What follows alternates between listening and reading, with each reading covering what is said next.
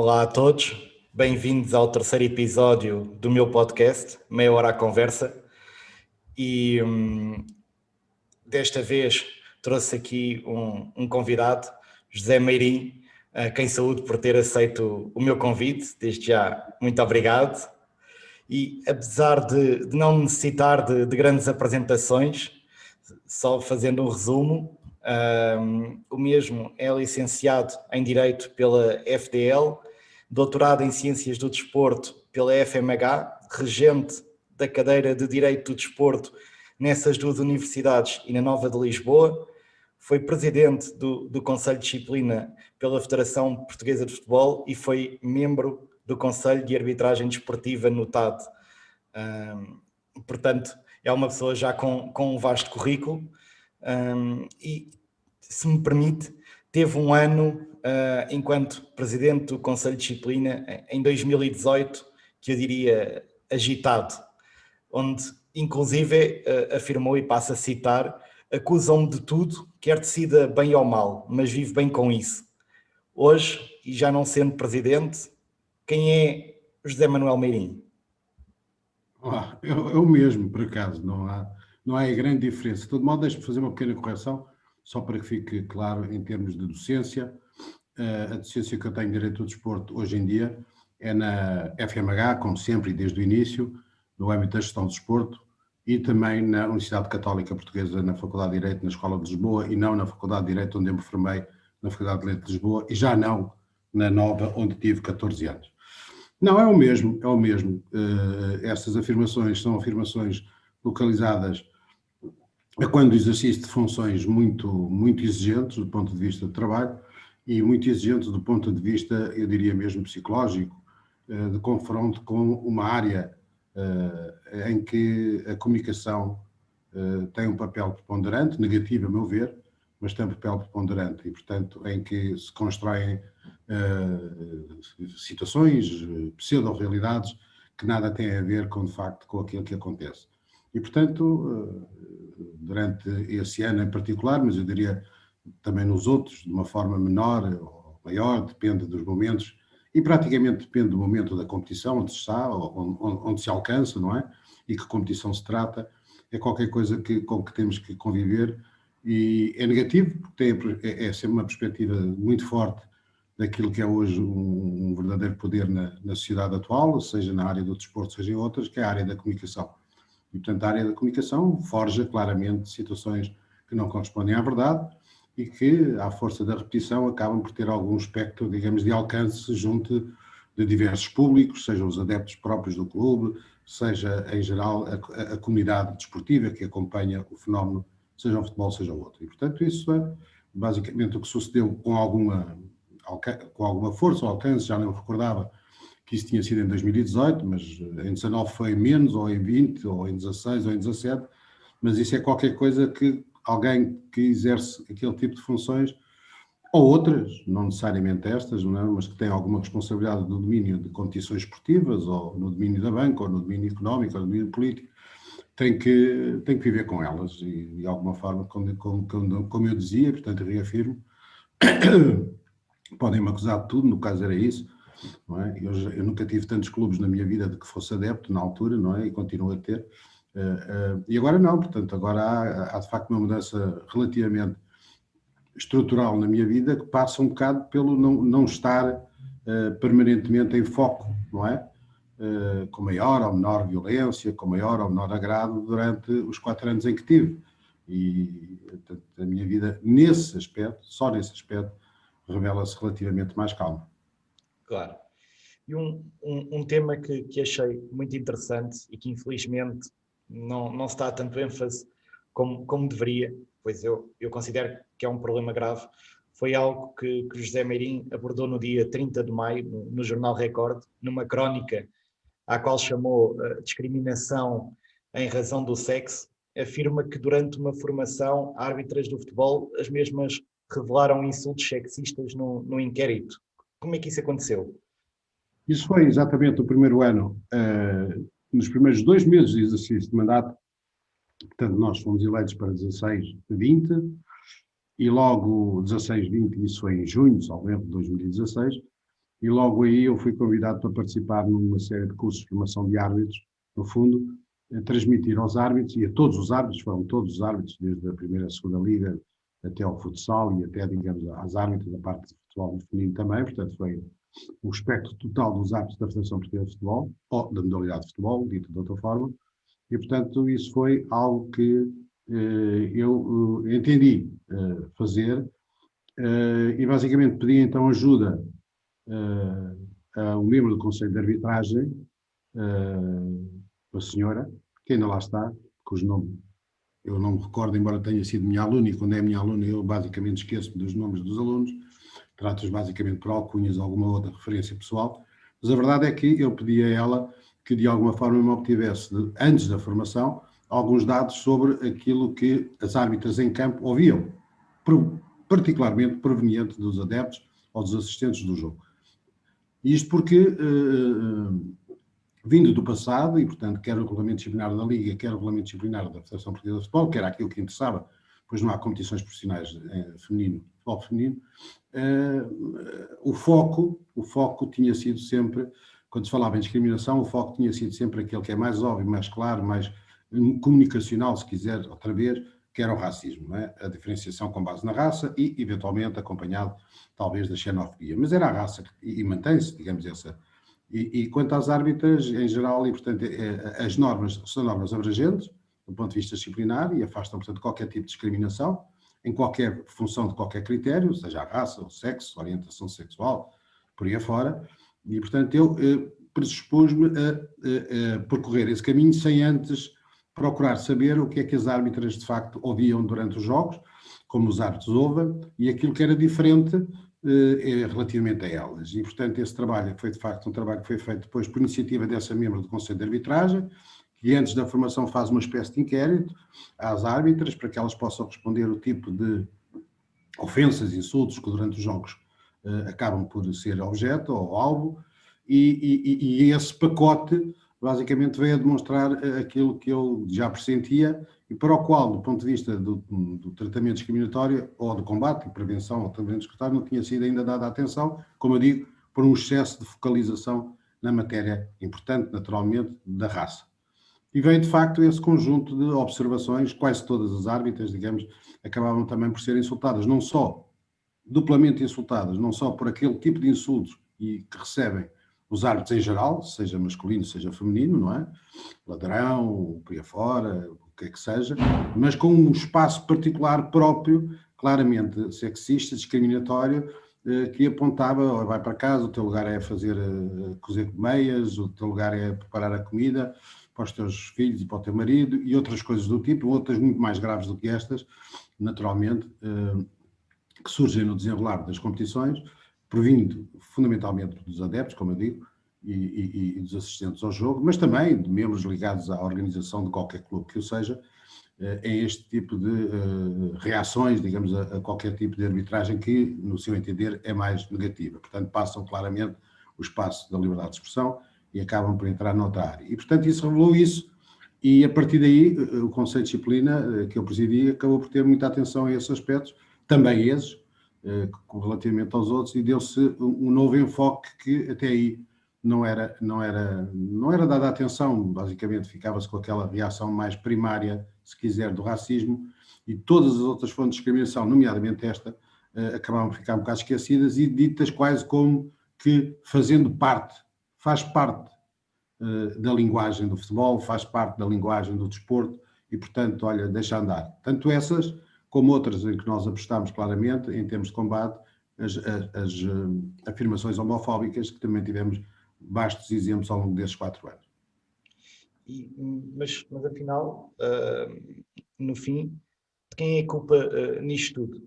Nessa mesma crónica afirma que o governo não pode ficar alheio. Então, mas a culpa é só do governo? Há uma falta de educação dos adeptos? Como é que é isto? Não, claro, de maneira nenhuma.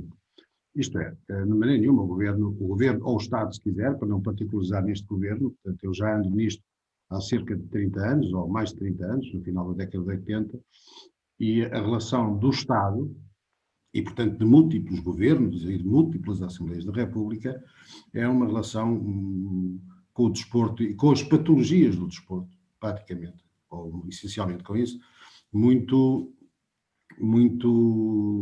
permissiva, muito laxista, pouco intervencionista. O Estado português, relativamente ao desporto, é muito intervencionista do ponto de vista da legislação, mas no que diz respeito a esta matéria, em que tem poderes e deveres de fiscalização, tem poderes e deveres de formação, tem um conjunto de outras incumbências, desde logo a partir da Constituição, mas nestas matérias o Estado sai um pouco de cena e, portanto, o que nós temos vindo assistindo até agora, particularmente no âmbito das leis da violência, é fracassos atrás de fracassos em termos de eficácia, e isto já vem desde os anos 80 até 2021. E, portanto, é de facto, o papel do Estado é um papel importante no âmbito do desporto em Portugal, portanto, poderia ser outro tipo de desporto, mas, de todo modo, na parte da patologia seria sempre importante atacar, prevenir e combater estas patologias, mas naturalmente que isso não passa só por isso, é que isto é um combate conjunto, aliás, a própria norma constitucional aponta para isso, isto passa pelos clubes, passa pelas organizações desportivas e passa por todos jogarem o seu papel na máxima força. Passa também pelos agentes das forças de segurança, nomeadamente quando diz respeito à violência associada ao futebol, e portanto é um combate que não admite que haja coxos, digamos assim. Cada vez que há um coxo num conjunto de 4 ou 5 operadores que são fundamentais, a coisa não resulta bem. O resultado final nunca é positivo para esses valores. Temos um problema, como sempre temos, no país do sul da Europa, não é? Basicamente de falta de formação desportiva completamente, existência de formação desportiva, de cultura desportiva. A nossa única cultura desportiva, e ainda assim, e pela negativa, é localizada no futebol, pouco mais do que isso. E, portanto, isso tudo, quer ao nível da formação das pessoas e educação, quer ao nível da intervenção dos agentes aqui ligados, públicos, privados, etc., conjuga-se para que se atinjam estes resultados. Quer dizer, só se pode alterar um pouco isto, com algumas dificuldades, ao nível da formação, naturalmente, e educação. Isto começa-se claramente mais cedo, mas não é isso que a gente vê, digamos assim, ser implementado junto das jovens e crianças que praticam o desporto em Portugal, particularmente na modalidade de futebol, onde o que nós assistimos é claramente a afirmação de clubismo, desde logo muito cedo, mesmo ao nível das camadas muito jovens, dos miúdos, dos pais dos miúdos, etc.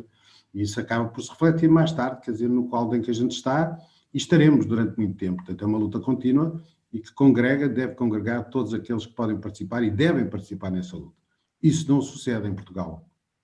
E há muito laxismo por parte do Estado e de algumas entidades privadas ligadas ao desporto, claramente. E a comunicação social, que papel é que devia ter sobre isto? Porque muita da educação social que nós vamos tendo passa também por influência dos vários órgãos de comunicação social. Sim, é igual, repara, vamos a gente colocar os operadores da imprensa, colocarmos neste jogo os operadores relacionados com a imprensa, ou com a imprensa em geral, e a imprensa desportiva em particular, os três jornais diários e todos os órgãos, digamos assim, televisivos que no fundo têm entrevistas, programas dedicados a isto, só têm uma preocupação. Se nós olharmos qualquer jornal diário desportivo, vamos até à página 25, 30 ou 36 e é só futebol e aquilo que tem a ver com o futebol. Esta iniciativa que aparece no Record, que não tem muito de opinativo, mas tem de facto a tentativa de criar, lançar alguma semente nesta área, é algo, eu diria, inovador, em termos de não há ali uma opinião formada, há uma chamada de atenção para, de facto, o desporto tem valores e mais do que isso, os direitos humanos por si só implicam valores também na prática desportiva e por isso é que eu gostei e quis, digamos de alguma forma, ter uma coluna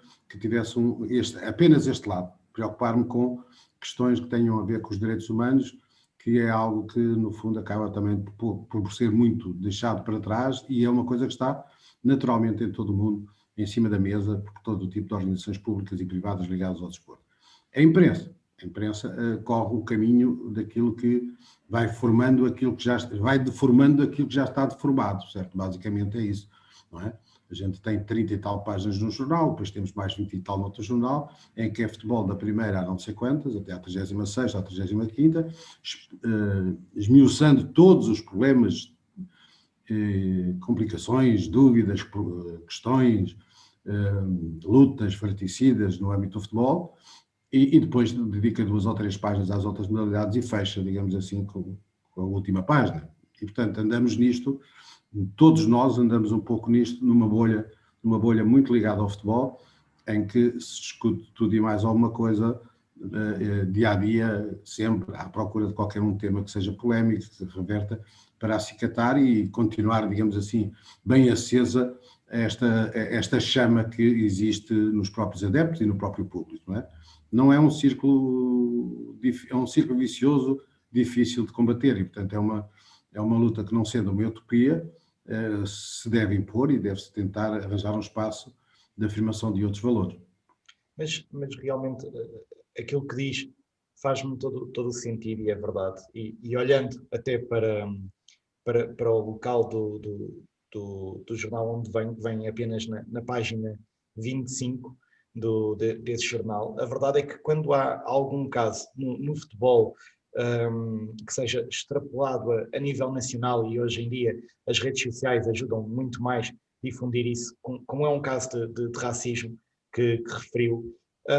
Na verdade, nós olhamos para artigos que mencionou também, por exemplo, o artigo 13 da nossa Constituição, que é o princípio da igualdade, e a lei de bases da atividade física do desporto, o artigo 2, o número 1, em que todos tenham direito à atividade física, independentemente de tudo. Na verdade, nós ficamos, então, mas há uns problemas sociais maiores do que outros, afinal não devia de ser tudo igual, porque na verdade ninguém gosta de ser insultado apenas por ter nascido de um determinado tipo de sexo, não é? E quem diz isto diz não só destas coisas, mas de ter alguma exclusão social por ter nascido num determinado sítio ou ter num determinado contexto financeiro, não é? Portanto, e são problemas que vão existindo ao longo não só do futebol, mas do desporto nacional, mas parece que, no fim de contas, todos sabemos que existe, mas na verdade ninguém dá atenção. Sim, perdão. Isto não é naturalmente localizado apenas em Portugal e só no futebol. Não é? Se nós olharmos para outras culturas, ou subculturas, se quiser, próprias, o caso do futebol americano na NFL, aquela liga, é uma liga que convive com espaços de violência e violência doméstica forte e também, claramente, com espaços homofóbicos muito fortes, não é? E os grandes ataques que houve, claramente, no sentido de debelar o que é que se passa nessa liga norte-americana de futebol deles, o futebol americano, são espaços que vêm através das marcas que se distanciam e tentam sancionar, digamos assim, por não estarem ligados em termos de patrocínio, a NFL ou algum dos empresas, clubes participantes. E, portanto, o problema não é, naturalmente, só nosso. Nós temos uma queda, já vem de trás sempre, para claramente dizer a priori que ou não há problema, ou, em segundo lugar, que há problemas, mas não é tão grave como noutros países. Esta é sempre a nossa lógica relativamente a qualquer problema que nos surja na nossa sociedade, particularmente agora que estamos a falar na área do desporto.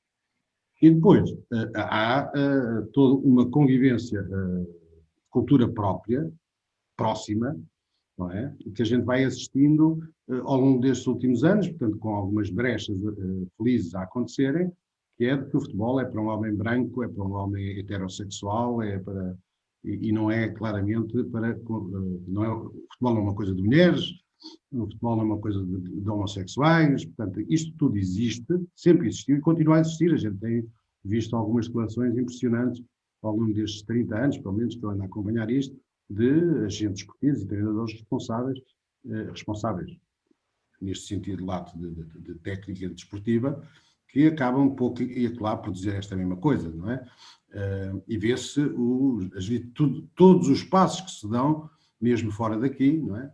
Nomeadamente no âmbito da homofobia e, portanto, digamos, do assumir a homossexualidade, noutras modalidades, seja até no futebol inglês, seja noutras modalidades, no rugby, por exemplo, são pequenas vitórias de afirmação de um mundo novo. Há um mundo novo, digamos assim, não é? Do ponto de vista social, com valores novos, e que não são tão novos assim, já existem há muito tempo, mas que dificilmente conseguem entrar num mundo velho, muito fechado, muito, digamos, cheio dos seus preconceitos de sempre, e cada vez que há, de facto, qualquer tipo de vitória neste domínio, é, de facto, uma vitória que deve ser celebrada, digamos assim, e isto só vai basicamente partindo tijolo a tijolo desse muro que envolve uma cultura machista, uma cultura homofóbica e racista, quando está aprovado, escusam dizer que não existe em Portugal, que isso é de facto qualquer coisa que não faz qualquer sentido.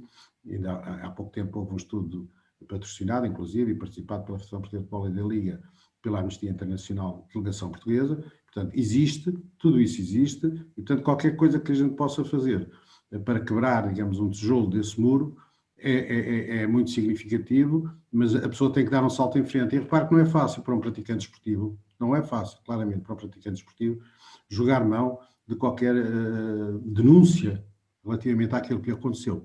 Porque vai encontrar à sua frente um eventual conjunto de represálias do próprio clube, não é?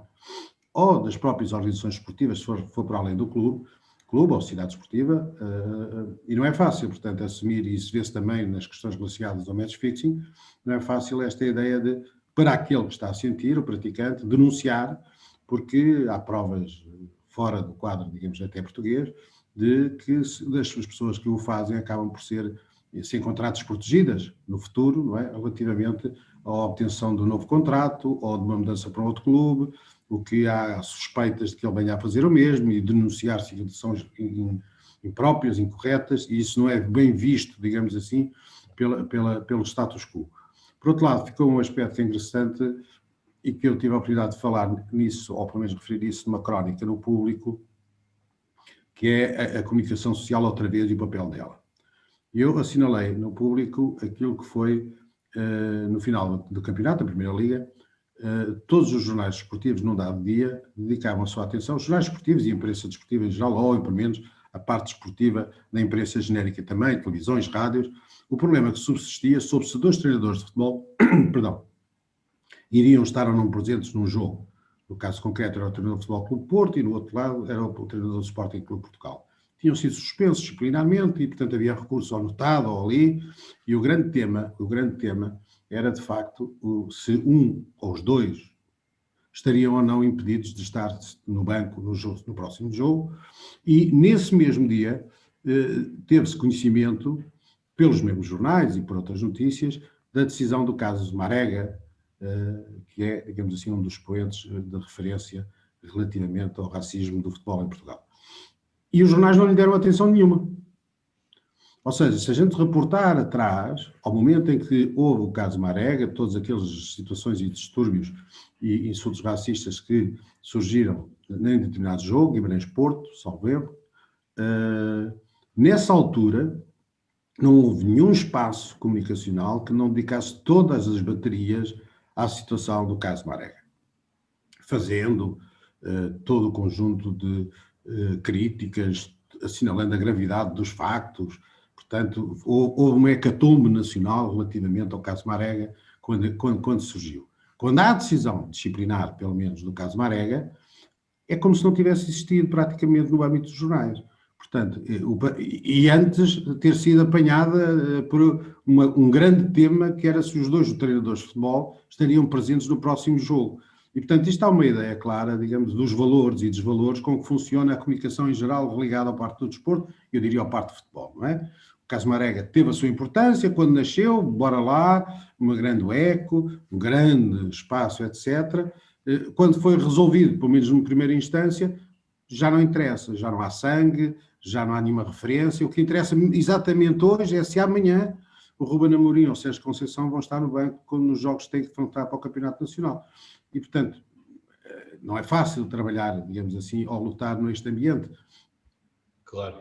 Não, e concordo inteiramente consigo. E realmente a ênfase que se dá, a não ser que a pessoa tenha mesmo pesquisado sobre essa decisão, não iria encontrar logo nas primeiras páginas e, portanto, até a própria pessoa acaba por esquecer, porque acaba por ir falar e até voltar-se nas suas redes sociais, como houve vários adeptos e bem, porque o racismo não tem que ter lugar no futebol ou em lado nenhum, seja do desporto ou não, contra essa questão, mas depois, ok, tudo bem, eu não gostei, vou dizer que não gostei, mas é só isto. E na verdade não passa mais do que isso. Mas deixa-me só voltar à parte da questão das mulheres, porque eu acho que há aqui um paradoxo que é interessante, um paradoxo, ou não, ou se calhar já está a ser combatido, e referente apenas ao caso do futebol, é que apesar de existirem estes insultos como referiu, e agora não só árbitras, a verdade é que cada vez vemos mais mulheres no futebol. Eu até diria, no desporto em geral, aqueles que são considerados, na gíria, os desportos para homens, não é? Como se costuma dizer, e mal. Mas, na verdade, porque é que isto está a acontecer? Está a ser combatido aos poucos? Na verdade, nós estamos aqui a falar dos problemas, mas a verdade é que há cada vez mais mulheres a praticar esse desporto. Está a haver uma tendência para mudar. Não, a tendência para mudar, repare, são dois problemas distintos, ou pelo menos podemos colocar essa situação em dois patamares distintos. Uma é da apetência do direito à prática desportiva por parte da mulher, certo? E essa eventualmente não há que negar que esteja a negar, que esteja a mudar e a mudar para bem.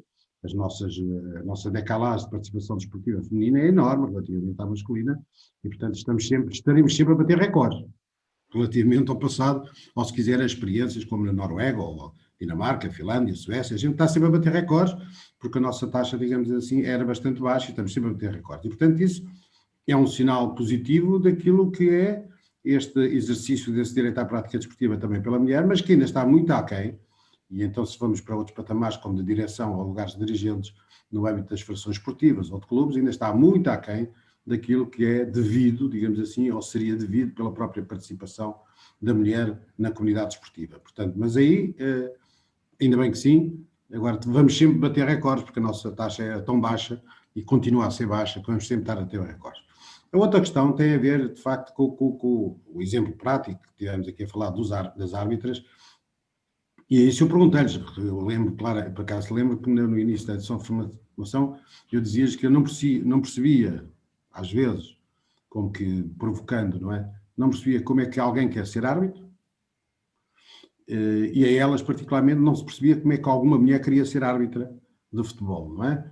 E, portanto, eu penso que é uma via, provocando essa matéria na altura, lembro perfeitamente em agosto, para aí julho de 16, mas é uma zona onde também se acede ao desporto, ou à prática desportiva, certo? E que deve ser também, na medida da outra, incentivada. E o resto é qualquer coisa que acompanha e que lhe é exterior a elas, não é? Ou a ele, mas que acompanha a nossa cultura desportiva. O insulto, a agressão, particularmente na modalidade de futebol, ou se quiserem outras próximas do mesmo, mas que não, neste caso, tem o duplo valor de não as desincentivar, não é? De recolher, digamos, esse exemplo e continuar, e aparecerem árbitras, e aparecerem pessoas que são necessárias, quer dizer, o jogo não se joga, e as regras do jogo não são fiscalizadas e feitas cumprir se não houver um elemento importante que é o elemento de arbitragem, não é? É qualquer coisa que muitas vezes é visto negativo, não é? A arbitragem e a disciplina são dois setores que, mesmo as organizações esportivas, veem de uma forma negativa. Basicamente, diria, isto é uma chatice, não é? Haver árbitros e haver depois problemas disciplinares é uma chatice. Digamos, o produto, o mercado funcionava muito bem, ou melhor, se não houvesse nem sanções disciplinares, nem árbitros. Mas isto é uma visão de quem não conhece o desporto, claramente, quer dizer, ou que não o vê com aquilo que é a sua essência. E o desporto e a essência são regras. Não havendo árbitros, não havia desporto, não havia competição, não havia avaliação de resultados, certo? E se não houvesse sanções disciplinares ou órgãos próprios para aplicar as mesmas, também não havia, digamos assim, a tentativa de fazer respeitar os princípios próprios de uma competição desportiva. Portanto, é qualquer coisa que vem no pacote. É impossível, digamos assim, dizer assim, vamos acabar com a arbitragem, vamos acabar com as sanções disciplinares e vamos tratar do negócio. Não dá. É impossível. Isso era matar, digamos assim, a essência daquilo que é o desporto, durante 100 anos criados desta forma, e, portanto, há que viver com isso. É chato, é. Às vezes é chato. É aborrecido, é. Não dão boas notícias, não dão, mas é assim, tem que ser. Claro, percebo. E, infelizmente, o nosso tempo está a acabar. No entanto, eu tenho aqui um jogo programado para si, que faço todos os episódios, que é chamado O Tempo de Compensação. É muito simples, são umas perguntas que pedem uma resposta rápida e é essencialmente isso. Vamos a isso? Vamos.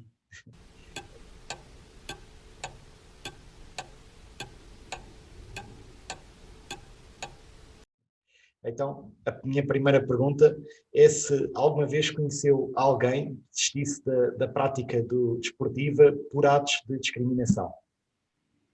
Pessoalmente, nunca conheci ninguém. E qual foi a pior decisão que teve que tomar? Sei que há várias, mas a pior decisão que teve que tomar, ou a mais, diria, mais chocante que teve que tomar enquanto presidente do Conselho de Disciplina da Federação? Permita-me reformular a questão. Uhum. Não há piores nem chocantes decisões tomadas pelo Conselho de Disciplina, por um lado. Agora, durante os 4 anos, e foram centenas e centenas de decisões, dos processos sumários, então milhares de decisões e dos outros processos, durante esses 4 anos só não vivo bem com uma decisão e ficou marcado, mas para a qual eu não tinha competência, era só o relator que tinha competência, era uma competência individual, e essa decisão, portanto, foi uma decisão com quem eu não vivi bem, e achei que estava errada, mas não podia fazer nada porque era uma decisão da própria competência do relator, e portanto eu não lhe podia ir retirar essa competência. Essa foi a que ficou marcada, é só uma com a qual eu não vivo bem, mas não posso dizer qual é. Certo. E, por fim, eu peço desculpa, mas eu não resisto a perguntar isto, sem querer entrar em nenhuma polémica, porque o objetivo até do podcast é mostrar este lado mais o humano do futebol e mais estes problemas reais, mas como é um assunto em voga neste momento, que é o facto do Sporting ter sido castigado com um jogo à porta fechada e uma multa de 9.563 euros, após uma queixa da Associação Nacional de Treinadores, invoca o artigo 82 do Regulamento e Competições da Liga, sobre as habilitações de treinador, e o artigo 118 do Regulamento Disciplinar da Liga, que é a inobservância qualificada de outros deveres. Isto, sem querer entrar em grandes polémicas, minha pergunta concreta é: o Conselho de Disciplina atuou bem neste caso? Não faço ideia porque, primeiro, não estou lá, como é público e notório, e segundo, não conheço o processo nos seus pormenores todos. E em terceiro lugar, mesmo que soubesse e conhecesse o processo, é matéria relativamente ao qual eu ainda mantenho um período de nojo, não é? De não comentar, de não expressar a minha opinião, boa ou má, negativa ou positiva, sobre aquilo que é as decisões do Conselho que se seguiu, digamos assim, ao meu exercício. Claro.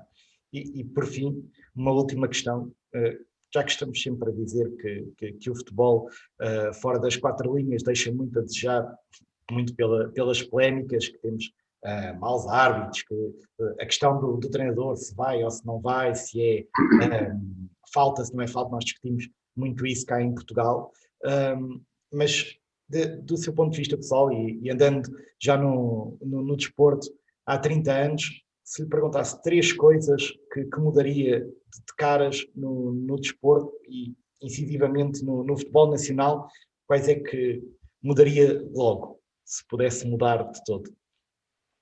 Caras, cá ver, a primeira, como se tentando fazer aqui uma aproximação a quente muito rápida, a primeira era obter um Estado atento, interveniente no bom sentido, relativamente ao desporto em geral, coisa que não temos nem nunca tivemos. O desporto para o Estado, digamos assim, revela pouco e vive o Estado numa lógica de legislação de muita intervenção e de uma atuação que não é nada interventiva relativamente àquilo que a lei põe. Então, digamos, a primeira que eu fazia era, de facto, colocar o relacionamento do Estado e as situações esportivas a correr a mesma língua, a falar a mesma língua, coisa que não falam neste momento, nunca falaram. O Estado demite-se de qualquer crise que exista e só intervém quando há incêndios. Por exemplo, é um Estado bombeiro, basicamente, que a gente tem, e muitas vezes, com devido respeito, ainda por cima é um mau bombeiro nessa matéria. Primeiro aspecto. O segundo aspecto era conceder, digamos assim, nesta linha, um maior grau de autonomia às federações esportivas, mas responsabilizando-as ainda mais relativamente ao Estado, em termos de fiscalização do exercício dos seus poderes. E tornava, em terceiro lugar, digamos assim, bem clara a diferenciação entre aquilo que é espetáculo, ou desporto de espetáculo, e o desporto competição propriamente dito, sem que tenha envolvente espetáculo. Isto prende-se claramente com as competições esportivas profissionais e, digamos assim, e se quiser, uma coisa que eu, em tempos, propus que se avançasse num dos relatórios do Conselho de Disciplina, um exemplo prático é de que acabar de uma vez por todas com a existência de 2 ou mesmo 24 regulamentos disciplinares. Repare, no futebol, por exemplo, existe o regulamento disciplinar da Federação Portuguesa de Futebol, depois existe o regulamento disciplinar da Liga Portuguesa de Futebol Profissional, cada um aplicava às suas competições, e depois existem ainda 22 regulamentos disciplinares por cada uma das associações. E as coisas entre eles, 24 documentos, não batem bem, não batem certo. E o clube que participa em competições diversas não sabe as próprias normas, têm dificuldade em conhecer as normas que, do ponto de vista disciplinar, se aplica a um caso, a outro caso e àquele caso. Portanto, é tempo, diria eu, de mudar e para haver só, neste caso, um regulamento disciplinar bem pensado, bem trabalhado para a modalidade de futebol, de cima a baixo. Claro. Doutor José Manuel Meirinho, mais meia hora houvesse, continuávamos aqui, infelizmente o tempo é curto. Muito obrigado pela sua participação, por ter aceito o meu convite. Nada, com todo o gosto.